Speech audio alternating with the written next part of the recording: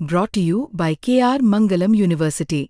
We provide you the platform to turn your dreams into reality. Give wings to your aspirations with KR Mangalam University.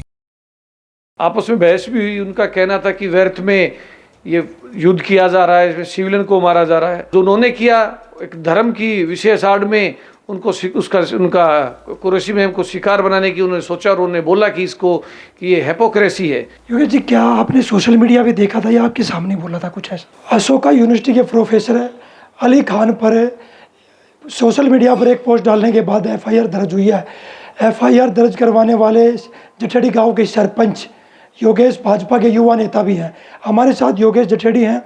Yogesh ji, आपने एक Ashoka university के professor Ali Khan पर एक मामला दर्ज करवाया, क्या पूरा मामला था?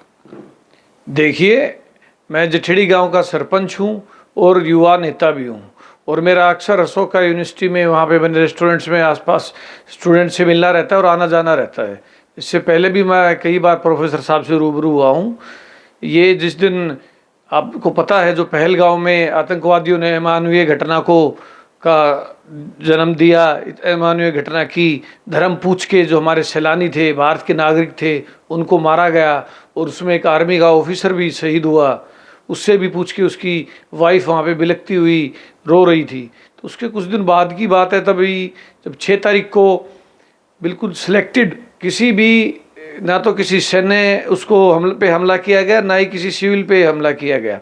जो सारा हमला था वो ब्रीफ भी किया कर्नल कुरैशी ने और विंग कमांडर व्योमिका ने। उन्होंने ब्रीफ किया कि सारे जो 9 के 9 अड्डे थे वो आतंकवादियों के अड्डों के ऊपर हमला किया गया है। तो उसके बाद उसके 2-3 दिन बाद जब कर्नल कुरैशी ने अपनी जो प्रेस कॉन्फ्रेंस की थी और सबके समक्ष पूरे भारतवर्ष के सम्मुख अपनी बात रखी थी किस तरीके से आतंकवादी ठिकानों पे हमला किया, उसके लगभग 3-4 दिन बाद मेरी प्रोफेसर साहब से मुलाकात हुई। वहाँ पे आपस में बहस भी हुई। उनका कहना था कि व्यर्थ में ये युद्ध किया जा रहा है, इसमें सिविलियन को मारा जा रहा है। हमने भी बड़ी बात रखी कि इसमें सिविल कोई कैजुअलिटी नहीं की, केवल आतंकवादियों को ही ठिकाना बनाया गया है। और उन्होंने मेरे सामने ही जो आर्मी ऑफिसर्स हैं उनकी देखिए, कोई किसी की जो आर्मी का ऑफिसर है ना उसमें कोई धर्म नहीं होता, ना कोई हिंदू है ना मुस्लिम है। जब आर्मी का जो सैनिक है या डिफेंस का एयरफोर्स का कोई भी सैनिक है उसका कोई धर्म नहीं होता। वो देश का सैनिक है, भारत सेना का सैनिक है और ना ही उसमें कोई लिंग की बात होती। मेरी भी वाइफ आर्मी में रही है, सभी को साहब कह के बोला, जय हिंद साहब बोलते हैं। तो जो उन्होंने किया एक धर्म की विशेष आड़ में उनका कुरैशी में हमको शिकार बनाने की उन्होंने सोचा और उन्होंने बोला कि इसको कि ये हिपोक्रेसी है। हिपोक्रेसी बोले तो उन्होंने बोला कि जो ये सब हो रहा है, जो उन्होंने इंटरव्यू दिया है, यानी जो अपनी बात भारतवर्ष के सामने रखी, एक पाखंड है। ये सारा दृष्टिकोण ही पाखंड है और इससे मैं बहुत आहत हुआ और मैंने पुलिस के लिए अपनी कंप्लेंट फाइल की। योगेश जी, क्या आपने सोशल मीडिया पे देखा था या आपके सामने बोला था कुछ ऐसा? देखिए, मेरे सामने भी बोला था और मैंने सोशल मीडिया पे भी देखा है। मैं दोनों चीज़ से हाथ था और मैंने रखा है। आपके परिवार में भी पहला सेना में रहे हैं। आपके दादा की बात करें या पिता की बात करें? देखिए, मेरे दादा भी डिफेंस फोर्सेज में रहे हैं और मेरे एक्सटेंडेड फैमिली में ही मेरे ताऊ जी सत्यप्रकाश जी, वो 1965 में उन्होंने संजोई चौकी जीती थी। लगभग 4 उन्होंने पाकिस्तान सोल्जर्स को मारा था अपनी खुखरी से और उस मरणोपरांत उनको वीर चक्र प्राप्त हुआ था भारत सरकार से। और मेरे बड़े भाई भी आर्मी में ऑफिसर रहे हैं, मेरी वाइफ भी आर्मी ऑफिसर रही है, मेरे पिताजी भी दिल्ली पुलिस पर्सनल रहे हैं और मेरा पूरा परिवार ही पुलिस फोर्स में है। अब उनको मामला दर्ज कर गिरफ्तार कर लिया है। अब कुछ नागरिक अधिकार मंच के लोग हैं जो उनकी गिरफ्तारी को नाजायज बता रहे, गलत बता रहे।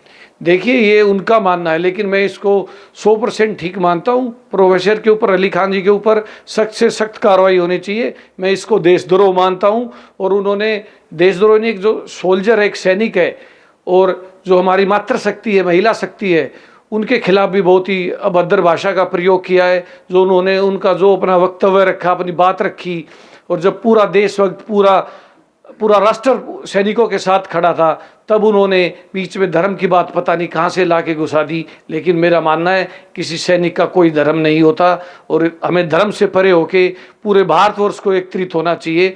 और मैं ऐसी पोस्ट हैं और ऐसा जो मेरे सामने बोला गया है उसकी भर्त्सना करता हूँ और ये मैं स्पेशल कंडेम करता हूँ।